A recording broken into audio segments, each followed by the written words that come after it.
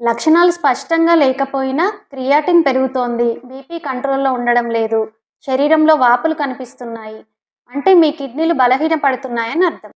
ఆయుర్వేదంలో కిడ్నీస్‌ని కేవలం ఒక ఫిల్టర్ అవయవాలుగానే కాకుండా మన శరీరంలోని రక్తం, నీరు, ఉప్పు, వేడి ఇవన్నీ సమతుల్యం చేసే ఎనర్జీ సిస్టమ్‌కి ప్రధాన కేంద్రంగా పరిగణిస్తారు.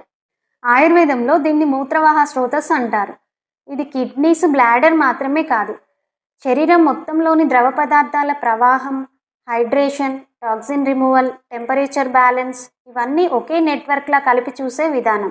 ఈ మూత్రవాహ స్రోతస్ని నడిపేది అపానవాత అనే శక్తి. ఇది శరీరంలోని కిందికి వెళ్ళే ప్రాణశక్తి, ఎలిమినేషన్ ఎనర్జీ. ఇది సరిగ్గా పనిచేస్తేనే మూత్రం సరిగ్గా తయారవుతుంది, బాగా బయటికి వస్తుంది. కడుపుబ్బరము, వాపులు, కిడ్నీలో రాళ్ళు తగ్గుతాయి మరియు శరీరం లైట్‌గా, ఎనర్జెటిక్‌గా ఉంటుంది.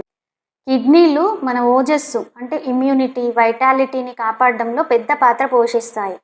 అందుకే నీరు ఎక్కువగా తాగకపోవడం, ఉప్పు ఎక్కువగా తీసుకోవడం, మెంటల్ స్ట్రెస్ ఇవన్నీ కిడ్నీ మీద వెంటనే ప్రభావం చూపిస్తాయి.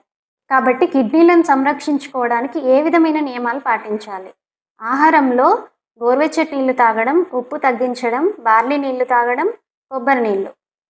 విహారంలో స్ట్రెస్ తగ్గించుకోవడం, వాకింగ్ చేయడం, రెగ్యులర్గా వాటర్ తీసుకోవడం.